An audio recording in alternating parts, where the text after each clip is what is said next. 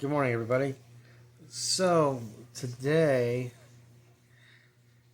I want to share with you the story of a donkey and its owner. It's found in the book of Numbers, and um, I'm going to start with verse 22,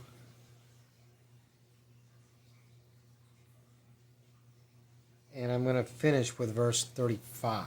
So, it's going to be a little bit of a longer read than usual this morning.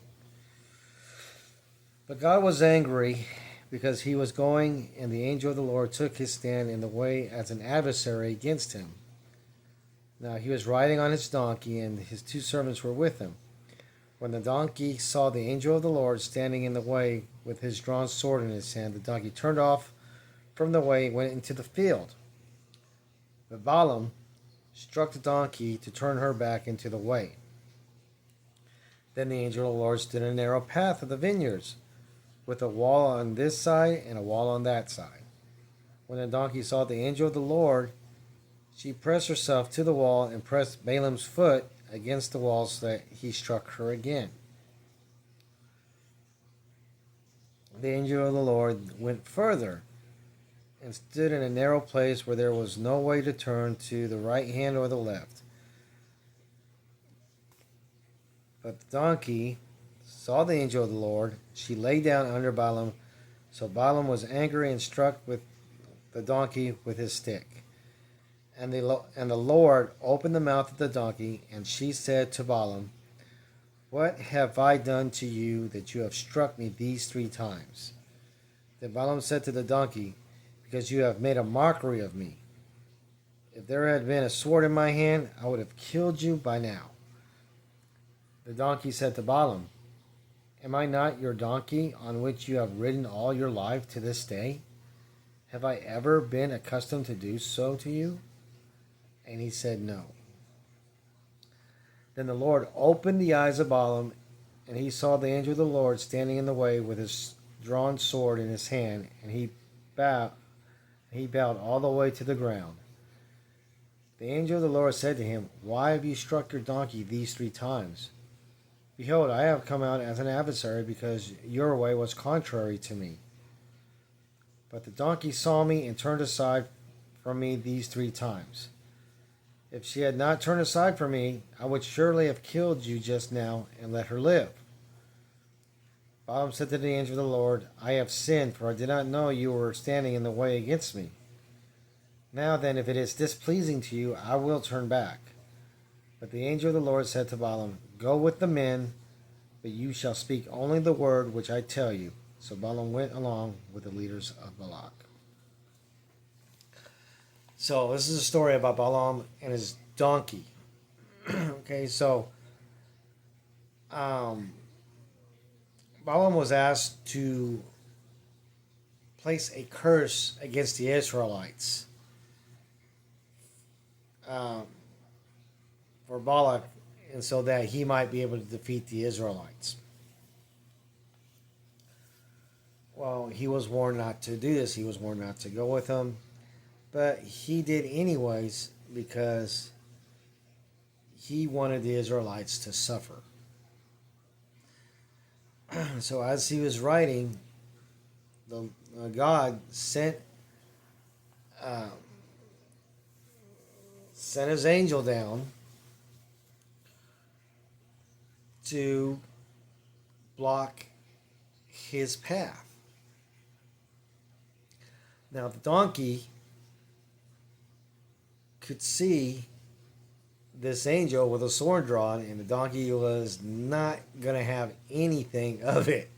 The donkey's like, "Nope," and turned aside.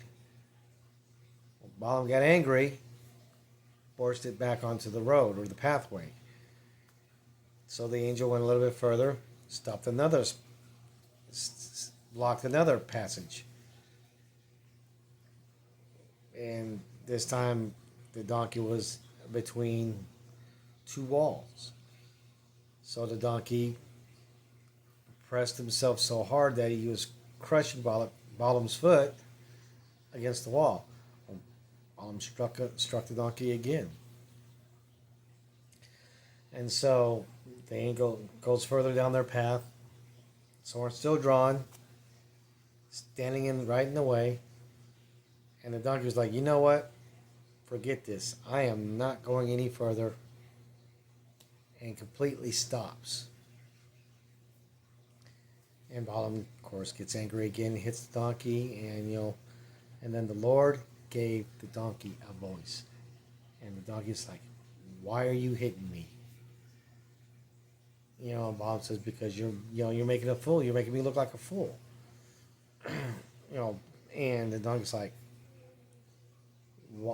basically the donkey's like, have I not served you all these years? Why would I do that to you? Has it been in my nature to ever do that to you? And of course, Balaam said no. And at that moment, God opened the eyes of Balaam so he could see what the donkey was seeing. And Balaam was like, whoa, okay. So, and the angel tells Balaam, look, your donkey saved your life 3 times.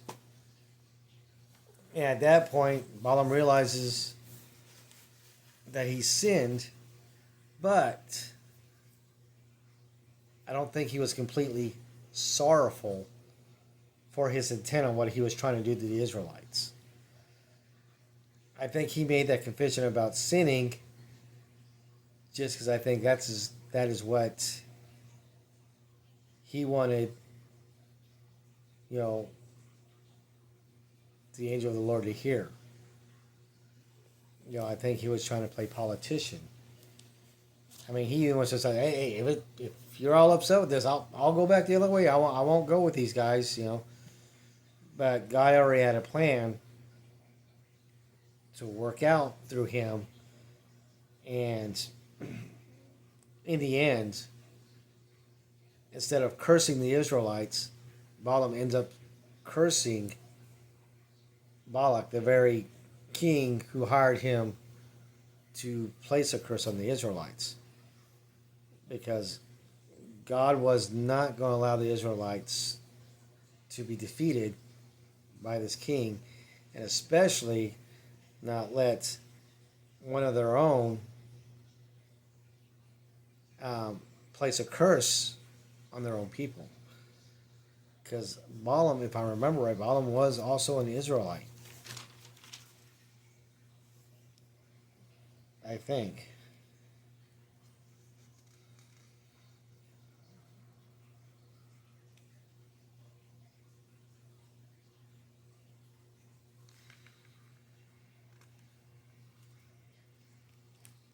And the reason why Malak did this is because the Israelites had already defeated the Amorites. Now, this is not the promised land. This was going up to the promised land. So, but this was not the promised land that they were fighting in. But I guess my point is, I'm kind of getting long here. The point is to focus on the donkey. The donkey represents anything that is trying to protect you from something that's in your way. So, like, if you're just completely determined and bent to do something, but something keeps seeming to getting into the way of what you're trying to do,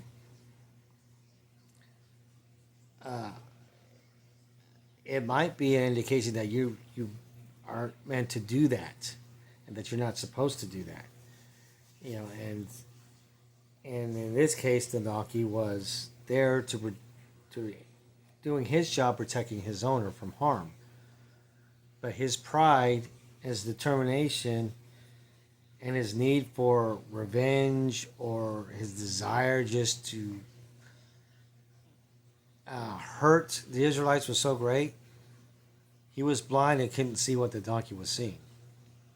The donkey was seeing the truth of the matter of the situation, that this was not going to end well for his master, if he kept going forward.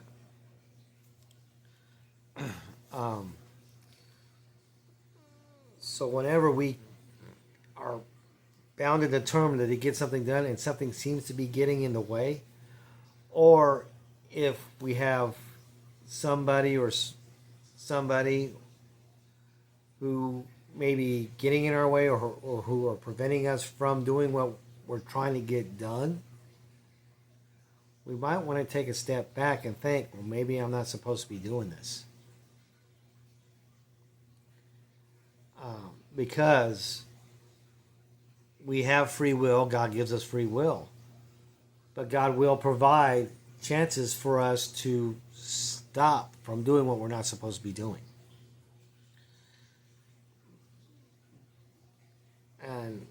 But like Balak,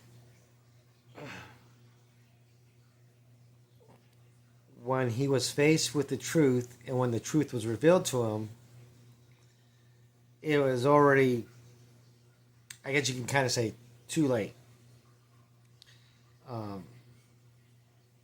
He realized too late. He didn't take the hints. He missed the hints. He missed the clues altogether that he should forget this, stop what he's doing, and go home.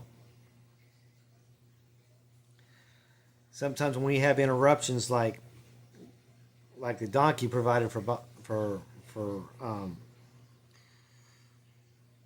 Balaam, we need to really stop and think and reverse course, because even when the truth is revealed to us and we still try to say what we think somebody wants to hear, but internally we are still bound and determined to do what we set out to do. I mean, God will let us. God will let us do it. He's given us free will, but there's going to be consequences to that free will and to that disobedience. And in the case of Balaam, he eventually dies as a result of his need for hurting the Israelites for whatever reason, because he didn't heed the warnings. He did not heed and pay attention to the warnings. He was stiff-necked, stubborn, and would not yield to the Lord. If we don't yield to the Lord when he dishes out warning signs to us to get us to stop, whether it be through a situation that keeps us from continuing our path, or whether it be friends or family members, or even a stranger who comes in to our lives and does something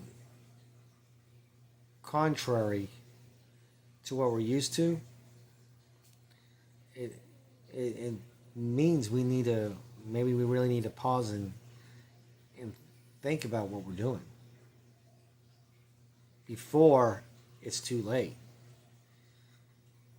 And then definitely don't try to put the wool over God's eyes and give him lip service on what we think he wants to hear, because he knows better. He knows what's in the heart. He knows what's in our mind. He knows when we're being genuine or when we're not being genuine. And and every little careless thing that we do or say, if we don't truly repent of it and ask for forgiveness with a sincere heart,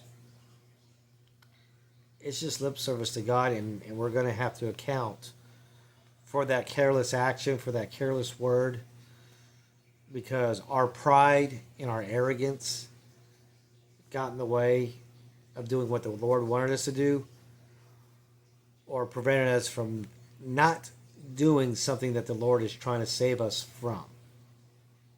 So With that, guys, I love you. You have a blessed day, and we'll see you tomorrow.